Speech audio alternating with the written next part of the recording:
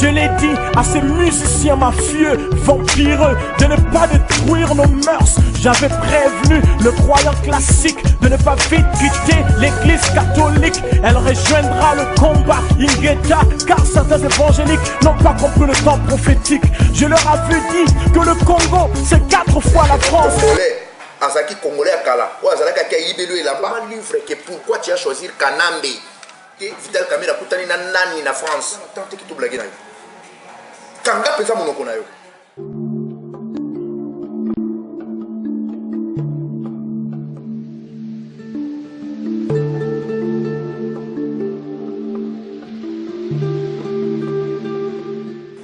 Ok, bonsoir, bonjour mes chers amis, le peuple congolais.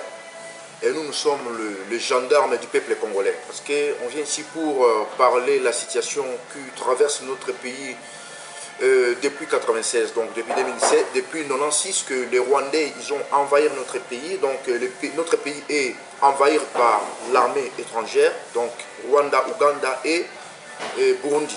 Donc nous sommes les gendarmes du peuple, donc je viens ici pour parler au nom du peuple congolais, surtout le combattant et le résistant patriote. Et je suis votre frère, je pense que vous me connaissez bien. Donc je vis en Europe, donc je suis combattant, résistant patriote. Donc mon nom c'est Odon Mbo, donc colonel. Je vais parler quand même à Lingala, comme d'habitude, parce que la situation qui traverse notre pays, moi je voulais parler à Lingala pour expliquer à mes frères et sœurs qui se retrouvent actuellement en Afrique, précisément en République démocratique du Congo, et parce que la situation du Congo est très dramatique, c'est pour cela que nous, on ne peut jamais baisser nos bras et laisser notre pays dirigé et contrôlé par les Rwandais. Merci. Bandeko nazoya koyebisa bino encore likambo oyo toza nango lelo na diaspora na biso et na monde mobimba, sans oublier les combattants d'Afrique du Sud, il y a Canada, il y a États-Unis, Afrique mobimba, awa na kati Europe mobimba, pe na Australie, na Asie, partout place bozali, bambote mingi, vraiment délivrance oyo tosali na kati ya diaspora ko délivrer bandeko mingi o bazaki na ignorance ba yeba ki situation so traverser Congo te. Lelo to komi presque na fin. Donc il y a encore une fois Koloba pour Ikambouya Vital Kamerhe pour la seconde fois comme décortiquer, expliquer qui est Vital Kamerhe et comment nous ne voulons pas de lui dans notre élite. Je pense qu'en 2001 jusqu'à aujourd'hui, donc je vais commencer quand même avant et pour terminer, et comment nous ne voulons pas de lui. Donc quand Hippolyte Kanambe il a pris le pouvoir pas par les armes, donc ma marionnette sur Congolo Bazaki tout autour il y a Laurent Désiré Kabila, Tangu Kanambe a sali qui a bomi soi-disant Papa Naye, et après pour installer na ignorance à Congolais Bakanenouti. Et na lingina loba na expliquer qui est Vital Kamerhe parce que majorité ya bande konabiso tous en Occident. Et pas majorité, moi minorité, moi 4 ou 5 personnes qui vont comprendre qui est Vital Kamerhe. Ce qui est l'autre, ils ont un problème, les autres, ils ont un Congo. Et moi je vous en suis étant que votre frère, c'est Vital Kamerhe qui a fabriqué tout cela. Tobandi en 2001, 2002, à qui a escroqué MLC, donc à qui a Sabango, bandimi ba dialogue moko ils a bidon. On a cadre parce que et aboutir dans mon élo comme côté tout le monde s'est retrouvé toujours dans la merde et avec des Rwandais chez nous. Vital Kamerhe tango amoni apparaît comme conscientiser les Congolais dans l'Occident de 2005 à 2006. Vital Kamerhe a sali mosalani na salaki. Azwa ki maximum ya ba Congolais au bazaki ba ignorant au tozo benga bango lelo ba collabo na kati ya groupe ba toana ba Francis Kalombo bazako se retrouver na kati et mingi ba kendaki. Donc, tant qu'on a conscientisé, on expliquer la réalité aux gens au Congo. Et Vital Kamerhe a joué un rôle à Mende, même plus que Mende. Parce que Vital Kamerhe a corrompre les Congolais en Occident, il a soutenu l'usurpateur imposteur Hippolyte Kanambe, et il a influent. Après ça, il a contre la idéologie, on a besoin Hippolyte Kanambe, alias Kabila Joseph, va commissaire la place où les lois sali. Vital Kamerhe a sali Ndengenini. Va fabriquer le dialogue inter-congolais par les Rwandais et dicté par Vital Kamerhe. Vital Kamerhe Kamere Alobino, le quoi toujours qui n'a dialogue inter-congolais, parce que ça la éveille à conscience pour nous ça va congolais, va expliquer que Kanam baza congolais. Tout le kabato bazali, ba leader d'opinion. Donc cela veut dire, bah faux pasteur, n'a pas musicien. Tout le monde qui peut venir en 2006, Vital Kamerhe a accueilli à corrompre les musiciens. Le Koutawana, n'a qu'à les musiciens, on a tout le monde qui majorité ba imbaki, à corrompre les faux pasteurs. Bazui Kankenza, soi-disant serviteur de Dieu, c'est un faux pasteur. Kankenza, Moutazala qui chargé, il y a pour Luka Kaba pasteur, mon souci à Mike, à côté Sabango, na Kati à Klikiwana, pour ne pas ça la comme un seul homme, Bazala, na force, il y a pour neutraliser le peuple congolais, surtout les Kinois. Qui n'a pas faux maté, qui non tout autour des vins de Dieu, nous avons pas ça là, nous avons bien quoi Vital Kamerhe quand il est dans San City, Bandeko, comme il y a Vital Kamerhe à Edishi, politique Kanambe, alors non, le cas toujours qu'il y a un dialogue inter-congolais, il faut tout débloquer pour corrompre le maximum. Il y a des soi-disant politiciens congolais au San City. Proposer un poste ministériel, passer une enveloppe au signé. C'est toujours Vital Kamerhe. Tant qu'il y a un dialogue inter-congolais, il y a un bidon, il y a un dialogue inter-congolais, il y a un groupe de marionnettes et qui sont pour distraire le peuple congolais. Il y a San City, il y a un Kambouenga, tant qu'il y a un zongi à Kinshasa, tant qu'il y a un Kinshasa, basali ba gouvernement la bango ba vice président la bango belé biso moto yebaki wa ekutu kuna ezaki na groupe moko ya batu balinga ki Tshisekedi a participé dans le gouvernement wana ba créé qui Arthur Zaïdi Ngoma ba tcheye comme président vice président, donc il y a société civile disons soi-disant tant ba ina kacha Kinshasa. Vital Kamerhe au moment biso na kacha diaspora to bandi ko kotisa conscientiser ba congolais surtout na France to bandaki yango. Et Vital Kamerhe a eu en 2005 à la porte de la chapelle à Paris. Vital Kamerhe est en 2005 à la porte de la chapelle à Paris. Ils allaient Kingaï, Henri Monké, Pierrot était la base à la carte, on a servi tous ensemble. Toyaki ko panza réunion à la porte de la chapelle, présidé par Vital Kamerhe et Francis Kalombo. Je pense que Vital Kamerhe aujourd'hui très bien. Oyebi bien pourquoi nous avons attaqué Nayo. Na lingi yote na kata makambo toujours la vérité na yo. Vital Kamerhe oyebisaka biso ke non odon bolanda ngwanda te parce que eza phrase ebana monoko na yo. Na ye awa te pona ko valoriser moto maintenant ça c'est la vérité que moi je vous le dis. Bolanda ngwanda te ngwanda zo kosa parce que biso to landa ngwanda ngwanda te tozala ki na idéologie ya ko conscientiser ba congolais que non le problème que le pays est occupé par les Rwandais. Yo Vital Kamerhe oyebisaki biso to tala ba intérêt personnel. Boza ba jeune, il faut boluka mbongo talakaka makambo ya Kirwande bani bani bochono pembeni boya bocha staff koto yo bo soutenir makambo yo bo kele Kinshasa bozo ba fonction bo comme ça comme tout le monde. Et moi Odon na yebisa ko Vital Kamerhe pour moi niet. Je ne peux jamais aller fléchir ma genou devant un étranger comme Kanambe et le soutien. Non. To boyaka to bengana ki lokola mboa yo na Vital Kamerhe na Francis Kalombo bo kimaki bo kei. Vital Kamerhe. Si vraiment aujourd'hui nous avons un grand problème dans notre pays, et aujourd'hui vraiment moi je voulais quand même dire que non, c'est à cause de toi, Vital. Ce qui totali massacre Yaba Congo, Yabou du Diakongo, totali liwaya Chebe ya Floridaire, que son homme repose en paix, totali liwaya Armand, totali liwaya Petit Nabiso Cédric, totali liwaya Fidel Banzan. Mais Vital Kamerhe, yo mutu au construire Kanambe. Ce qui est le peuple congolais a une souffrance ou tout ça dans le lot. Mais Vital Kamerhe, qui a fabriqué le politique canadien? C'est toi, Vital Kamerhe. Vital Kamerhe, au salina livré. Mais vous avez sonné comme même un diable ou démon dans la place où vous avez sonné, Vital. Au salina, au comment livrer que pourquoi tu as choisi Kanambe? Livre les amis. Au corsi, au fabriqué comme il y a le couteau, le Kanambe, il y a fils ou wapi, il a évité. Et en plus encore, les choses les plus graves encore, au lobby na batu que non Hippolyte Kanambe bandai ko sala cours par correspondance na l'université mon États-Unis mutaondo pese cours wana Condoleezza Rice wazaki ex secrétaire d'État américain.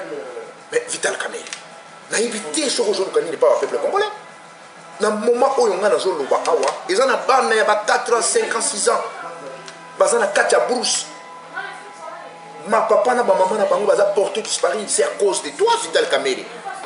Yo na 2006 ozo sala émission ozo lo batini ki bat bazo peine ba kene ko sanola ba congolais ba kene ko voter ba kene ko sanola yo zo bine la batu na podium parce que ozo sala discours propagande ya imposteur avant de la pouvoir. Mais Vital Kamerhe donc bilo ko kanisi lokola ba congolais ba toujours ba naïf comme bazalaka avant bino bokanisi ti sikoyo biso tozalaka toujours kosoumettre na baloi na bino Vital.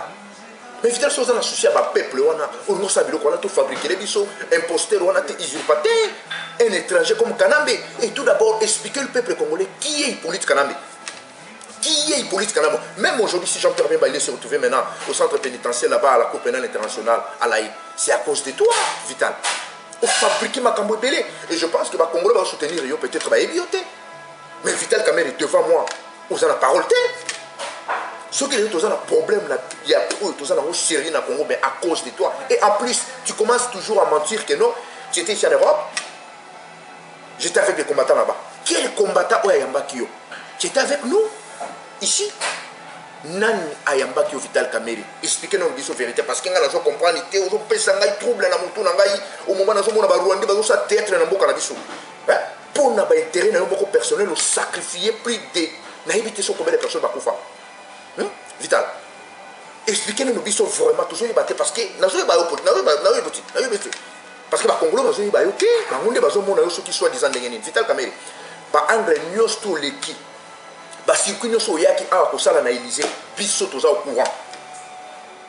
Partout ba bureau Nyosoyo koti biso to yebaki Vital. Tant na eu de Geleki mon frère. Tant eleki peuple congolais souffrir tout, to lingi so aventure te. Pour fabriquer les biso ba politiciens le couta. Nous avons regardé bazo la politique pour nous remplir ba ventre na bango. Bazo la politique pour na ba intérêt na bango personnel. Bazo la politique pour nous enrichir ba vie na bango et ko placer bango quelque part pour nous protéger ba intérêt bana na bango baza lobby ceux qui ba milliardaires ceux qui ba nani. Le peuple on a souffert et en plus vous venez toujours au nom du peuple congolais. Menacez vous saler la peuple te vous saler ba mabomona non Vital. Arrêtez-toi. Arrête. Nous ne voulons pas de toi. Au cours même pas pour le Congo Vital Kamerhe parce que aux gens a compte à rentrer dans le peuple congolais. Nous avons fabriqué les bichons rwandais, c'est toi Vital Kamerhe. Biso to soit kolité to so bunda pona lelo Coutinho Fernando Abimalibanda, Gabriel Moki Abimalibanda, yo zo ko parler sur dialogue. Quel dialogue? On va négocier oui, mais avec qui et pourquoi? Vital dis-moi. Biso ba congolais, ba combattants parce que tous les Congolais sont combattants, il y a des collabos bazali et il y a des combattants qui étaient pour notre pays. Nous voulons libérer le Congo. Sans Kanambe, oui. Mais avec Kanambe, non. Comment de ce truc qu'ils vendre dans la table, on a M23, on négocier avec M23. Au moment que M23, ils ont violé ma maman, Nabiso, Banana Biso, Bandegonabiso, Bazo Boumabao. Et donc on négocie avec M23. Est-ce que Biso va Congolais déjà toqué dans Rwanda, toqué de négocier avec Rwanda pour nous partager le pouvoir dans Rwanda? Et ça, la mawapi.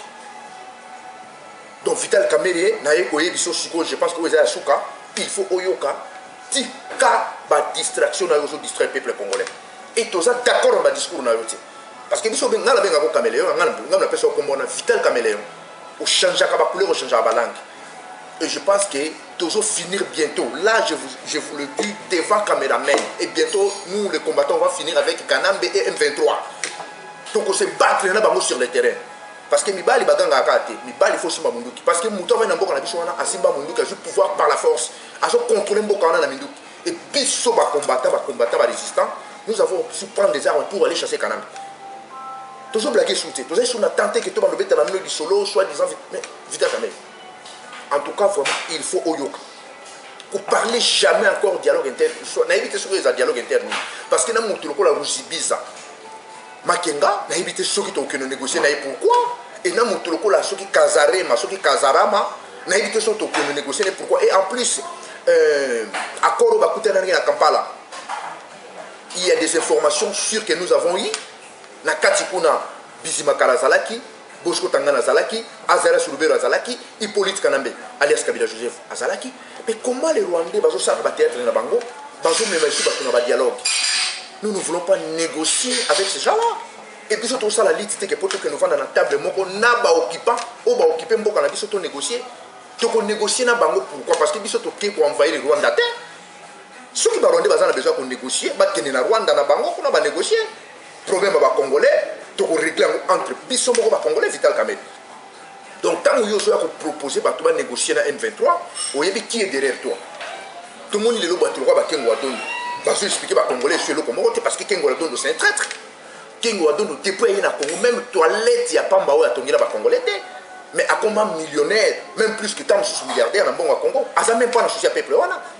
Donc, biso tous un souci à bande qu'on a biso, tu jamais pour nous blaguer. Et en plus, fuite to oyo que dialogue mo jenge salama na Brazzaville, M23, Hippolyte Kanambe, alias Kabila Joseph, na staff na ya ba collabo et na groupe ya soi-disant ya ba politicien na Congo. Aucun politicien na Congo a aucun dialogue wana. Aucun parti politique na Congo a aucun dialogue wana. Nazo beta cité na mutu nyonso o avandi na Congo soi-disant politicien. Politicien nyonso na kati ya Congo oyo akose akende ko négocier na Brazzaville avant na M23 a négocier na M23 pour na makamba Congo et soko za na bana na yo n'importe quel pays na monde yo muto ko kende ko fanda na ba Rwandais ou négocier na bango pour na problème à Congo et je pense que to ko attaquer na famille na yo avant to ko silisa na yo Congolais nyonso oyo azana envie akende ko négocier avec des Rwandais oyo ezali meeting de pesami et loko moko te jamais ko kende ko négocier na batouana soko zali na besoin pour la politique na yo pour na rentrer ventre na yo to yebi déjà ba politicien ya ventre bazali ba Roger Lumba la preuve année to yebi position Roger Lumba za na besoin peuple congolais za na besoin s'enrichir to monaki lelo na place azali to yebi si ba congolais nyonso tout to boyi moto akende négocier na M23 biso ba combattant ba résistant ba patriote toujours senga libération ya Coutinho Fernando na Gabriel Moke dans l'immédiat et sans condition parce que Gabriel Moke a l'obaka vérité qui kunda za Rwandais pour kanga na prison salelo mokote Coutinho l'obaka sauver le Congo a salelo incarcéré dans centre pénitentiaire la prison centrale à Makala. Il a rien fait là-bas. Donc c'est pour cela que nous avons demandé la libération dans l'immédiat. Il y a Pasteur Coutinho Fernando et il y a Gabriel Moke. Nous avons adressé na Yo Vital Kamerhe avant de parler dialogue. Il faut une bonne la libération parce que biso ba combattant tous en a besoin ya Coutinho Fernando na Gabriel Moke base à la Libanda. Donc tous ces na terre ko blaguer na binote. Et to sengi na Hippolyte Kanambe, oza na pouvoir mon côté na mboka wana libérer bande ko na biso parce que tana otikali ya otanga. Yango nde to lobi que jamais biso ba combattant to mandater délégation moko et que négocier na ba Rwandais ba négocier jamais. To mandataka jamais délégation et qui ne négocier parce que biso tout ça la lutte oyo ba de Gaulle ba salaka na 40-45 na seconde guerre mondiale ba tigalaka jamais qu'on va na table mo ba négocier un vrai résistant patriote combattant à négocier kate parce que cause na ces juste pénible biso tout bien donc Vital Kamerhe kanga monoko na yo tika ba aventure wana et nous avons demandé la libération dans l'immédiat et je pense que ndeko na biso José Makila ozoloba mais senga libération à Coutinho José Makila senga libération à Coutinho na Gabriel Moke.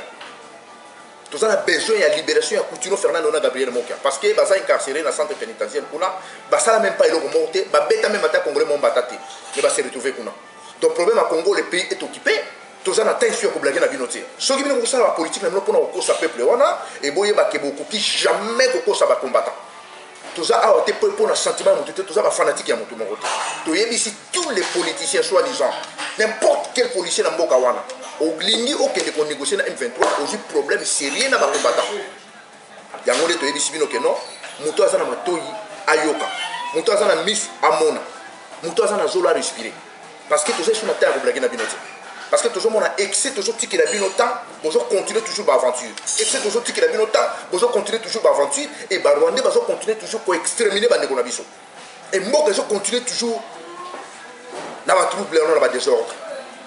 Donc Hippolyte Kanambe yemoko appelle ça qui mot d'ordre à côté si ba ndeko na M23 na Goma. Hippolyte Kanambe azali yemoko nenu militaire numéro 1 M23 et message on a pour adresser na ba collabo.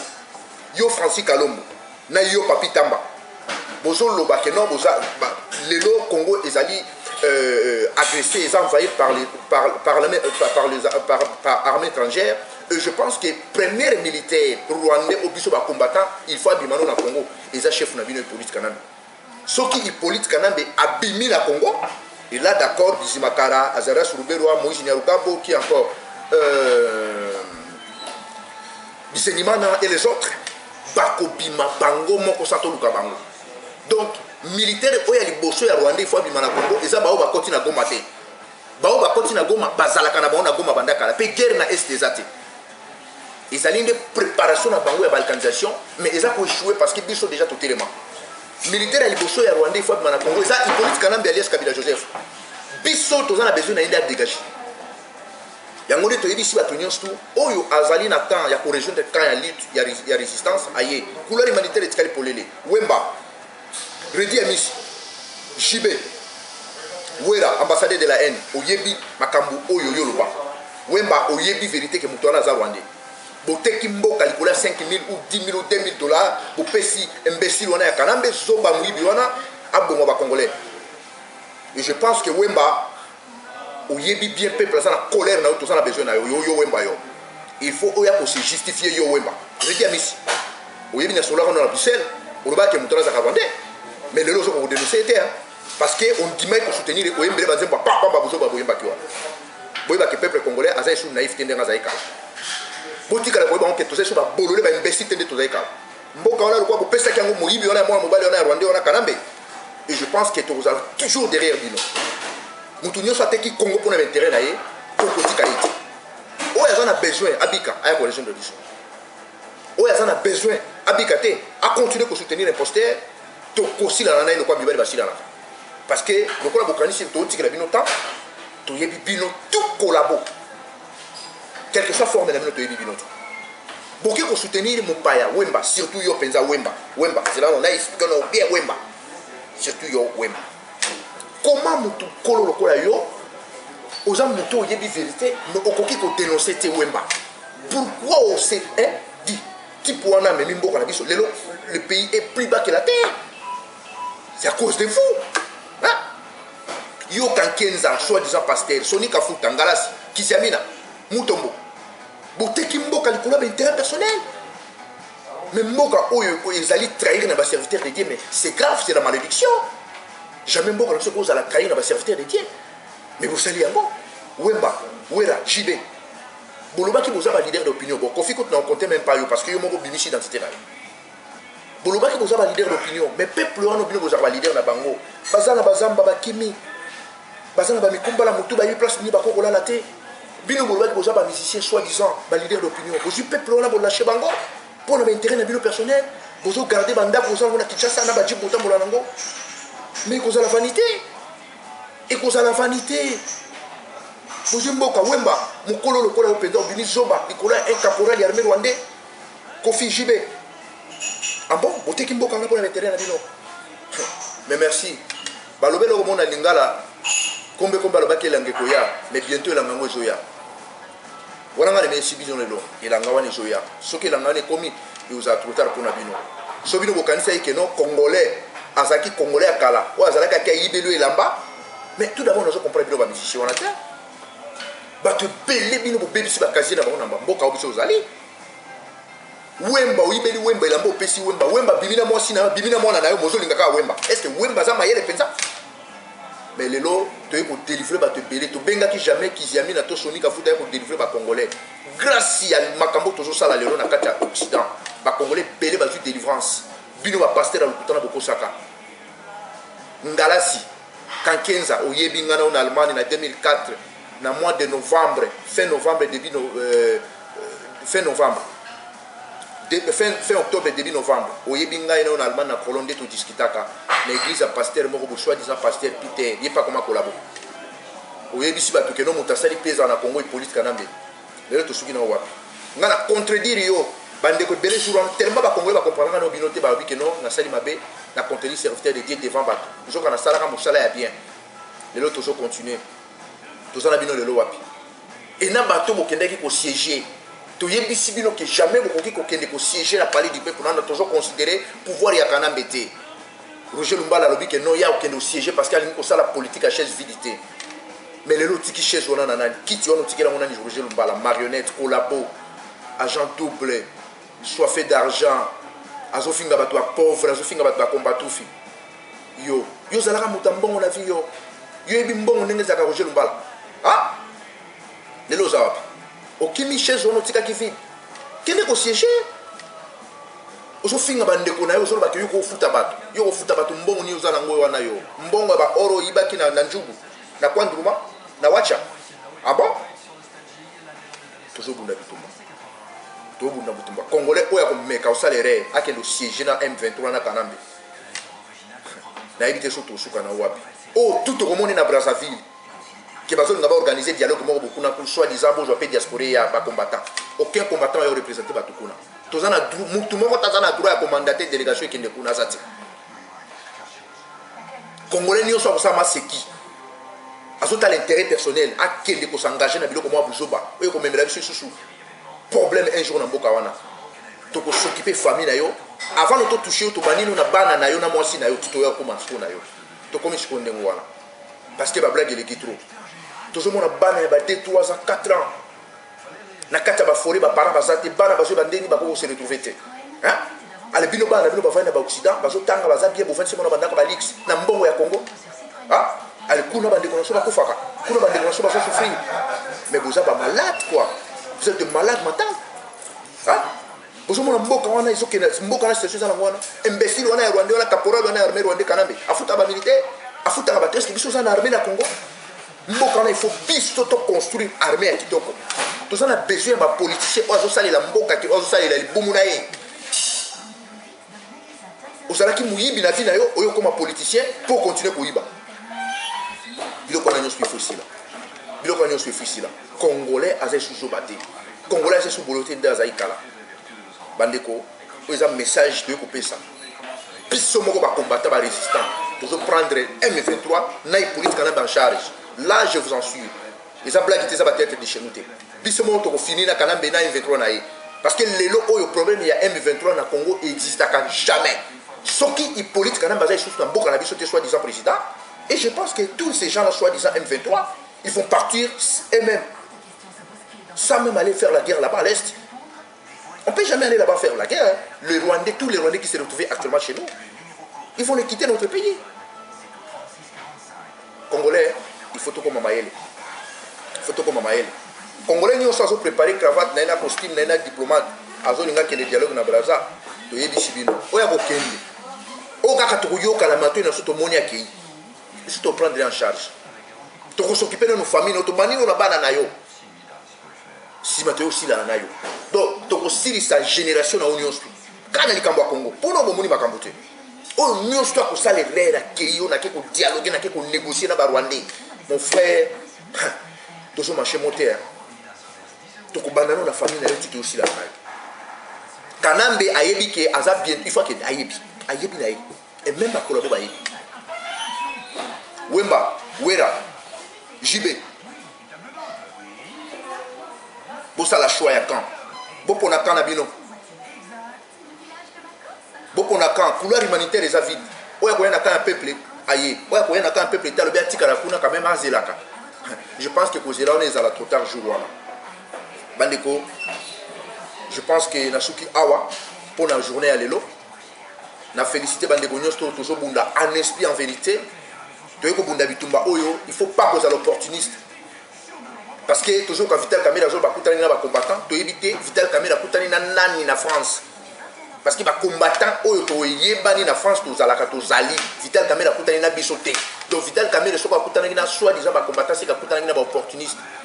Mouton a vrai combattant pour Vital Kamera. Parce que bisoté Vital Kamera. Vital Kamera est bien en 2005. Babiloko Vital Kamera bimisa na monoko na ye jamais na mboka wana ko zala selon moi autant jamais Vital Kamera ko zala autorité na mboka wana jamais ko zala fonction na mboka wana parce que ça a besoin mboka na biso te mais ça a besoin mbongo ya Congo parce que biloko Vital Kamera lobela biso boy jamais ce ko za vraiment na souci mboka no ko accepter Vital Kamera yebi sanga ayi Vital Kamera je pense yebi nga très bien na lo bana ko saté abi bo tala intérêt na bino bozano ba jeune boya côté kuna toné la sola makamba ba Rwanda na bo changa côté Vital Kamera yebi sanga ndengwana donc les Rwandais ba violer ba bomi batu Vital Kamera se continue sur le Congo mais il faut na sala malade pour ndimaye yango nde Vital Kamera en tout cas kanga monoko na yo kanga penza monoko na yo ko continuer sur aventure parce que tous en attente qui to blaguer na yo kanga penza monoko na yo la sanité bande ko Afrique du Sud Cape Town Jobourg bande ko Australie partout dans le monde mobimba to continuer bitumba na biso victoire déjà dans la maboko na biso et bientôt to libérer mboka na biso tout combattant en dans l'esprit en vérité to continuer toujours dans l'idéologie na biso ya ingeta to ça te pour intérêt à mutu to ça te pour non comme fanatique ya mutu parce que soza fan ya mutu so mutu na faillite tellement tikala déjà que la fan ya mutu wana on comprend que bitumbezo ke le mabe ça des fanatiques ya Congo parce que le Congo yotikala biso tout roleka ndenge to ça musala o lelo to ça na pona futur bakoko na biso ba komona te que Congo eza dirigé contrôlé na ba Rwanda ba tout na biso o sala kinini bino bakoko to yi saboni to mababolole na moma wana donc mobali na sonde yango to so linga to benga na ba ya wana ba vandi na mabele na biso to so linga te que to ya ko blaguer soko moni odeur zo tambola bien to moni odeur za na voix na bino te bo tia odeur à l'écart to so na bitumba te que bobote non bitumba na biso ça dit que mobaya wana longwa biso moto vandi wana to diriger wana c'est clair mais ça te que batu wana ba ya so ko kotaka awa yo combatto pesa que message yo combatto ko tala na ye mais oza combatto bundela na oza combatto bundela na toujours bunda pona mabele likamba mabele basakala na ngoti likamba mabele batu azo kufa batu ba violer bango basakala na ngoti il faut ça l'intégrer la catalito parce que Vital Kamerhe comment ya na kutanya wa combattant na Paris mais Vital Kamerhe akutana banana est-ce que Vital Kamerhe kana ko linga place ya ngara ya ah limangote parce qu'il dit que non qu'il est tenté c'est clair donc ba de ko comprendre ils ont vraiment kanda pour mabele na biso na maboka batu mususu tokoza na sengote na pesika ba combattant nyonso ya mokili mobambote mingi tozo continuer lit na biso to ba place ni tozali pe to ba place ni tozo kende ba erreur les gars qui avant je pense que surtout libérer Congo to lingeso ba erreur wana zonga te parce que ba erreur wana excès zo mela ma bezo continuer toujours na mboka wana to ko libérer ngote bande ko nyonso tika na lamo tout autorité ndenge baloba tout autorité fait de dire ya ka pe nzambe te on nzambe pas pesa ka te diable pas pesa ka po ya kana meza na ngo nzambe te mais ba faux pasteur ba baki ke non nzambe ni ba petit gars à la président zo ke zaki lokuta donc il faut combattre toujours imposteur usurpateur Hippolyte Kanambe alias Kabila Joseph na groupe ne ba collabo to ba nito aussi na bango merci beaucoup au revoir donc na bo sanité toujours na kata site na biso www.nouslecombattants.com donc www.nouslecombattants.com eza site oyo yango mutu zo sala lelo musala oyo continue eza site oyo e kotisa kabilo ko mususu te ezalaka nde na message ya Congo donc yango moni eza site na biso ba combattant biso tout olandango surtout ce beti na www.nouslecombattants.com donc ils ont déjà au monde na biso au monde déjà mosala nini toujours ça la carte occident pour na libérer Congo et je pense que la lutte continue la pesi ba negonyo tout au bazana bokimo bimba bambote mingi bambote toujours continue toujours pour tous déjà ensemble quelque chose que le monde en a raté mais en esprit nous sommes déjà ensemble pour la libération ya mboka na biso ciao ciao Okonzie boni alika pepe na ye Okonzie boni azala Congolais 100%